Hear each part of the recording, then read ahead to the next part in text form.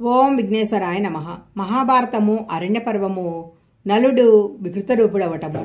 దమయంతిని వదిలి వెళ్లిన నలుడు అడవిలో ప్రయాణిస్తుండగా అడవంతా దానావలం వ్యాపించింది.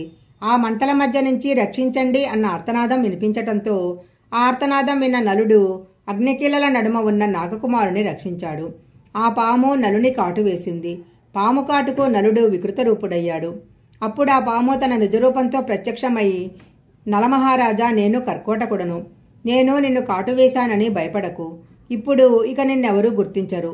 పాము కాటు నిన్ను ఏమీ చెయ్యదు. నీ రాజ్యం నీకు ప్రాప్తిస్తుంది. నీ భార్య నీకు దక్కుతుంది.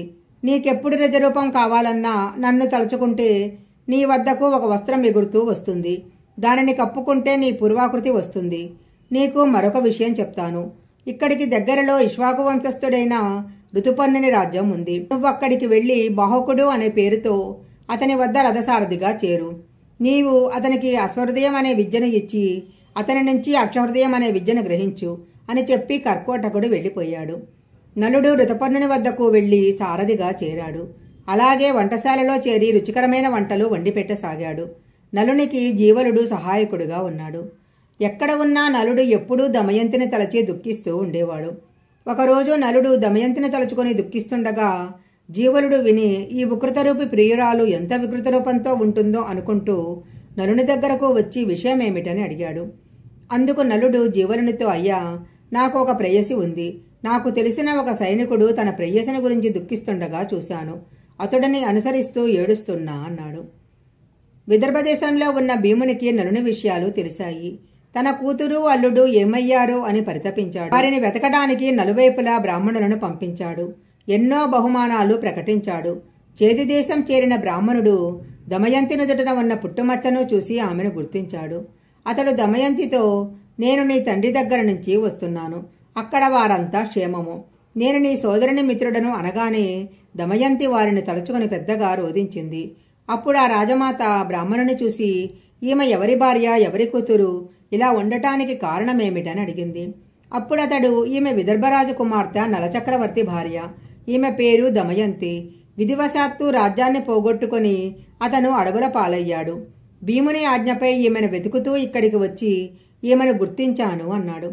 అది విని దమయంతిని కౌగలించుకున్న రాజమాత దమయంతి, నువ్వు నాకు పుత్రికా సమానురాలవు. నేను నీ తల్లి దశార్ణరాజు కుమార్తెలము. నీ తల్లి విదర్భరాజును వివాహమాడింది. నేను వీరబాహును వివాహమాడాను అన్నది. అందుకందరూ ఆనందపడ్డారు. దమయంతి బ్రాహ్మణునితో పుట్టింటికి ప్రయాణమయ్యింది. రాజసౌధంలో ఉన్న దమయంతి భర్తృవియోగంతో బాధపడుతూ ఉంది. ఆమె తన తండ్రితో, నా భర్తను తక్షణం వెతికించండి. ఆయన లేకుండా నేను బ్రతకలేను అంది. భీముడు వెంటనే బ్రాహ్మణులను పిలిచి నలుని వెతకమని చెప్పాడు. వారితో దమయంతి ఇలా అంది, నా భర్త ఇప్పుడు రాజభ్రష్టుడు కాబట్టి మారువేషంలో ఉంటాడు. మీరు వెళ్లిన రాజ్యసభలో ఈ విధంగా ప్రకటించండి. నువ్వు సత్యసంధుడవు, కానీ నీ సతిని వంచావు. ఆమె సగం వస్త్రం ధరించి వెళ్ళావు.